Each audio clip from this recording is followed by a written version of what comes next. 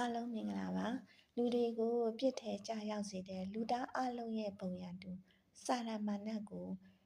ဤလောကမှာဘယ်သူတွေနိုင်တယ်ကောင်းစင်နဲ့ဆွေးနွေးကြည့်ကြရအောင်နော်နေကုန်မေးပါမယ်စိတ်ထဲအပဲဖြေပါစာရမဏတ်ကိုဘယ်သူနိုင်လဲခရစ်တော်နောက်လိုက်ယုံကြည်သူတွေအားလုံးဖြေကြမှာပါနန္ဒတကူရှင်ဘုရားသခင်ကယ်တင်ရှင်သခင်ယေရှုခရစ်တော်နဲ့ယုံကြည်သူတွေထဲမှာကျင့်ဝတ်တော်မူတဲ့တန်ရှင်တော်ဝိညာဉ်တော်တို့က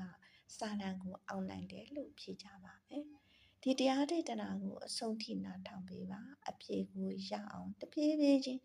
ကျွန်မရှင်းပြသွားပါမယ်ရှင်။အချို့တော်သူကအချိန်ပြည့်မှုတော်ဆောင်ဆရာကတာစာလံကိုအောင်နိုင်တယ်လို့ပြောတယ်။မှန်လား။စာလံကိုအောင်နိုင်ခြင်းကယာထူးပေါ်မှာပဲမူတည်လား။ရိုးရိုးယုံကြည်သူအစစ်လောက်ကမနိုင်ဘူးလား။အချိန်ပိုင်းမှုတော်ဆောင်ရောစာရန်ကိုမနိုင်ဘူးလားတကယ်တော့အချိန်ပြည့်သာသနာပြုဆရာဆိုတာအမှုတော်ဆောင်ခြင်းရဲ့ကဏ္ဍတစ်ခုသာဖြစ်ပါတယ်စာရန်ကိုအောင်နိုင်ခြင်းအကြောင်းရင်းမဟုတ်ပါဘူးဒါဆိုရင်စာရန်ကဘယ်လိုအာဏာမျိုးကိုရထားလို့လဲယောဟန်ခန်းကြီး7ပိုင်ငယ်31ဤလောကကိုဆိုရတော်မင်းဖြင့်တမန်ကျမ်းစာမှာဖော်ပြထားပါတယ်လောကကိုစာရန်ကဘလို့ကြီးစိုးနေတယ်လဲဆိုရင်လူတွေပြစ်ထဲကြရအောင်တွေးဆောင်ပြရအောင်ပြီးလှည့်ရပါမယ်ပြီးရင်လူတွေဖန်ဆင်းရှင်ဘုရားသခင်နဲ့ဝေးကွာပြီးထာဝရတက်ဆုံးရှုံးရလေအောင်တူကြံစေပါမယ်စာရမဏတ်ရဲ့အကြံစီကိုပယ်ဖြတ်နိုင်တဲ့သူကဘုရားသခင်ရဲ့သားတော်ဖြစ်ကြောင်းတမန်ကျမ်းစာမှာကျမတို့ဖတ်ကြည့်အားဖြင့်သိရပါတယ်သိရောအခန်းကြီး3ပိုင်ငယ်ရှင်မာနတီရှေးဥစွာမှစ၍ဒုစရိုက်ကိုပြုတော်သူဖြစ်တော်ကြောင့်အကျဉ်သူသည်ဒုစရိုက်ပြု၏ထို့သူသည်မာနနှင့်ဆိုင်၏မာနမှုတို့ကိုပယ်ဖြတ်ခြင်းကဘုရားသခင်၏သားတော်သည်ထင်ရှားပေါ်ထွန်းတော်မူ၏စာရန်ရဲ့အကြံစီပြည့်အောင်စာရန်ရဲ့အာဏာစက်ကိုခရစ်တော်ကချိုးဖျက်နိုင်တယ်ဆိုတာရေးထားတဲ့ကျမ်းပိုက်ကိုဖတ်ကြည့်ရအောင်နော်ဟေဘရဲခန်းကြီး2ပိုင်ငယ်15ခရစ်တော်သည်အသေးခံတော်မူသောအားဖြင့်သေခြင်းတရားကိုအစိုးရတော်သူတည်းဟုသောမာန၏တကူကိုချိုးဖျက်ဖျက်ဆီးခြင်းက၎င်းသေဘေးကိုကြောက်၍တသက်လုံးကြုံခံရတော်သူတို့ကိုကယ်လွတ်ခြင်းက၎င်းထိုသူငယ်တို့၏ဤသူအသွေးသားကိုဆောင်တော်မူ၏ဒီကျမ်းချိန်မှာဖော်ပြချက်အရာ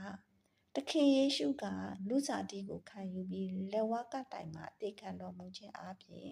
စာရမဏရဲ့တကူကိုချိုးဖျက်ပြီးအပြည့်တိုင်အောင်နိုင်ပြီးဖြစ်ပါတယ်ခရစ်တော်ကလူစားတီကိုကြာဆင်းလာခြင်းရဲ့အဓိကရည်ရွယ်ချက်ကစာရမဏရဲ့တကူကိုဖျက်ဆီးဖို့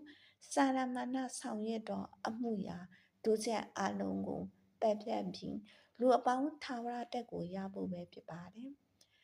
သခင်ခရစ်တော်ကစာရန်ကိုအောင်နိုင်ပြီးရင်ကျမတို့ယုံကြည်သူတွေကရောဘယ်လိုအခွင့်အရေးရလဲဆိုတာလေ့လာကြည့်အောင်နော်တမန်ကျမ်းစာအရာတိယောခန်းကြီး9ပိုင်ငယ်9မှာယေရှုသည်ဖျားသခင်သားတော်ဖြစ်သည်ကိုယုံကြည်သောသူမှတပါအဘယ်သူဒီလောကကိုအောင်သနည်းလောကကိုကြီးစိုးနေတဲ့စာရန်ကိုအောင်နိုင်ခြင်းဆိုတာစာရန်၏လှည့်စားခြင်းအပြစ်သွေးဆောင်ခြင်းစာရန်စိုးမိုးသောတည်ခြင်းတရားကိုကြောက်ရွံ့ခြင်းကိုဖယ်ရှားနိုင်မှလောကကိုအောင်နိုင်ပါတယ်မယ်ခရစ်တော်တည်ခံပြီးနောက်မှာခရစ်တော်ကိုယုံကြည်သူတိုင်းကအသွေးတော်အပြင်စာရန်ကိုအောင်နိုင်ခွင့်ပေးထားပါတယ်ကျမတို့ခရိယာနောက်လိုက်စစ်မှန်သောယုံကြည်သူအလုံးဘုရားသခင်ရဲ့သားတော်ကိုယုံကြည်ခြင်းကသာလောကကိုအောင်နိုင်ပါတယ်ယုံကြည်ပြီးနောက်မှာဘာလို့တည်လဲရှင်ယာကုပ်ခန်းကြီး4ပိုင်ငယ်9ထို့ကြောင့်ထိုသခင်၏အလိုကိုလိုက်ကြလောမာနကိုစီးတားကြလောတိုးပြုနေတူဒီတင်တို့ထံကပြေးသွားလိမ့်မည်ဒီကျမ်းပိုက်မှာပါတဲ့အတိုင်းသခင်ဖရာရဲ့အလိုတော်နဲ့ညီမှစာရန်ကိုစီးတားနိုင်တဲ့ပြင်စာရန်ကတင့်ထံမှထွက်ပြေးသွားပါလိမ့်မည်အခုတလောကြားရတဲ့အတိုင်းအချိန်ပြည့်ဓမ္မမှုတော်ဆောင်မှလားစာရန်ကိုနိုင်တယ်ဆိုတာမှန်လားမဟုတ်ဘူးနော် အချိန်ပြည့်မှုတော်ဆောင်ဓမ္မဆရာဖြစ်တည်ဖြစ်စေမဖြစ်တည်ဖြစ်စေယုံကြည်သူတိုင်းဘာယာထူးမှလည်းမရှိလဲခရစ်တော်၌ရှိခြင်းကသာမူတည်ပါတယ်အချုပ်ပြောရရင်ယုံကြည်ခြင်းကအဓိကကြသလိုခရစ်တော်ကိုယုံကြည်တော်သူဖြစ်ယုံတာမကသခင်အလိုတိုင်းနေထိုင်ရပါမယ်ထို့အပြင်ဖျားသခင်ပေးတဲ့လက်နဲ့ဆုံကိုလည်းဝတ်ဆင်ရပါမယ်လက်နဲ့ဆုံဆိုတာပါလေအေဖက်အခန်းကြီး6အပိုင်ငယ်73မှ78ထို့ကြောင့်ခဲရင်ဆိုးရုပ်တော်နေ့ရက်ကာလ၌စီးသားနိုင်သဖြင့်ကိစ္စအလုံးစုံတို့ကိုပြည်စည်း၍ခံရနိုင်မည်အကြောင်းဘုရားသခင်ပြင်ဆင်တော်မူသောလက်နှင့်စုံကိုယူဆောင်ကြလော့သစ္စာတည်းဟူသောခပန်းကိုစီးလျက်ဖြောင့်မတ်ခြင်းပါရမီတည်းဟူသောရင်ဥဒ္ဒစာကိုဝတ်ဆင်လျက်ငြိမ်သက်ခြင်းနှင့်ရှင်သောဧဝံဂေလိတရားကိုဟောပြောအပ်တော်ငါပြင်ဆင်သောအဖြစ်တည်းဟူသောခြေစွပ်ကိုဆုလျက်ခံရကြလော့မာနပြစ်ခတ်တော်မိဆက်လက်နှင့်ကိုကာတတ်နိုင်သောယုံကြည်ခြင်းတည်းဟူသောလွှားကို၎င်းခတ်သိမ်းသောလက်နက်တို့အပေါ်မှာထပ်ဆ၍ယူဆောင်ကြလော့ကဲတင်ခြင်းတည်းဟူသောတန်ခမောက်လုံးကို၎င်းဘုရားသခင်နှုတ်ကပတ်တော်တည်းဟူသောဝိညာဉ်တော်သားကို၎င်းယူကြလော့ညီကိုမမများရှင်ဘုရားသခင်ပေးတဲ့လက်နက်စုံကိုဝတ်ဆင်ခြင်းဖြင့်ရန်သူစာတန်ကိုကာကွယ်နိုင်တဲ့ပြင်သူ့ကိုပါတိုက်နှံနိုင်ပါမယ်ကျမတို့ခရစ်တော်နောက်လိုက်ယုံကြည်သူများကဘုရားသခင်ရဲ့တာသမီဖြစ်ရတဲ့အခွင့်အရေးဖြင့်စာတန်မာနကိုအောင်နိုင်တဲ့အခွင့်အာဏာကိုပါရရှိပါတယ်။နောက်ကျမတို့ယုံကြည်သူတိုင်းရဲ့ကိုယ်ခန္ဓာဟာတန်ရှင်းသောဝိညာဉ်တော်ကျင့်ဝတ်ရာဗိမာန်ဖြစ်တဲ့အတွက်ကျမတို့ကိုယ်ခန္ဓာအတွင်းမှာရှိတဲ့တန်ရှင်းသောဝိညာဉ်တော်ရဲ့တကူကလည်းစာတန်ထက်ပို၍ကြီးမြတ်ပါတယ်။ယုံကြည်ခြင်းကြောင့်ဘုရားသခင်နဲ့ဆက်ဆိုင်တော်သူဖြစ်ရတယ်။ယာထူးကြောင့်မဟုတ်ပါဘူး။အသွေးတော်ကြောင့်ဖြစ်ရပါတယ်။လုံဆောင်ချက်ကြောင့်မဟုတ်ပဲယုံကြည်ခြင်းကြောင့်ဖြစ်ပါတယ်။အချိန်ကြီးအမှုတော်ဆောင်ကစာတန်ကိုအောင်နိုင်တဲ့တင်းစကားကြောင့်ကြံတဲ့ယုံကြည်သူအလုံးအားငယ်စေပါတယ်။ဒီတင်းကိုကြားပြီးငါတို့ကချိန်ပြည့်မှုတော်ဆောင်မှာမဟုတ်ပဲစာတန်ကိုမနိုင်ပါဘူးလို့ထင်ရောက်ထင်မှားနဲ့စာတန်မာနကိုမတိုက်သေးဘူးအထင်မှားပြီးအရှုံးပေးချင်တာကအရင်ဖြစ်နေပါတယ်။နောက်အချိန်ပြည့်ဓမ္မဆရာကပဲစာတန်ကိုနိုင်မယ်လို့ထင်မှားပြီးသူ့ကိုပဲအားကိုးပြီးအချိန်ပြည့်ဓမ္မမှုတော်ဆောင်ကိုယ်တိုင်ကလည်းဘုရားသခင်ပြီးရင်စာတန်ကိုနိုင်တဲ့သူဟာသူပဲလို့စိတ်ကြည်ဝင်နိုင်ပါတယ်အချိန်ပြည့်မှုတော်ဆောင်မှစာတန်ကိုနိုင်တယ်ဆိုတဲ့စကားကစာတန်ကိုနိုင်တဲ့ခရစ်တော်ရဲ့တကူကိုလူသားရာထူးနဲ့လှဲလှဲ့တူဖြစ်နေပါတယ်ဒါပေမဲ့လည်းယုံကြည်သူအလုံးစာတန်ကိုနိုင်ရတော့ခွင့်ကိုဘုရားသခင်ကပေးထားတော်လဲဘုရားသခင်ရဲ့အမိန့်တော်ကိုနားမထောင်ဝိညာဉ်တော်လမ်းပြခြင်းနောက်ကိုမလိုက်ပဲဇာတိပဂတိတိုင်းချစ်နေမယ်အပြစ်တော်ထဲကထွက်မလာခြင်း